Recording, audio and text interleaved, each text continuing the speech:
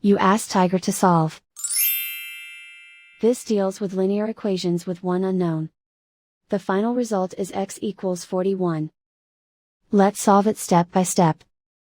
Swap sides. Group all constants on the right side of the equation. Subtract 43 from both sides. Simplify the arithmetic.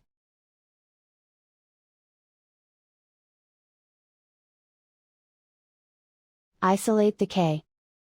Divide both sides by -3. Cancel out the negatives. Simplify the fraction. Cancel out the negatives. Find the greatest common factor of the numerator and denominator. Factor out and cancel the greatest common factor.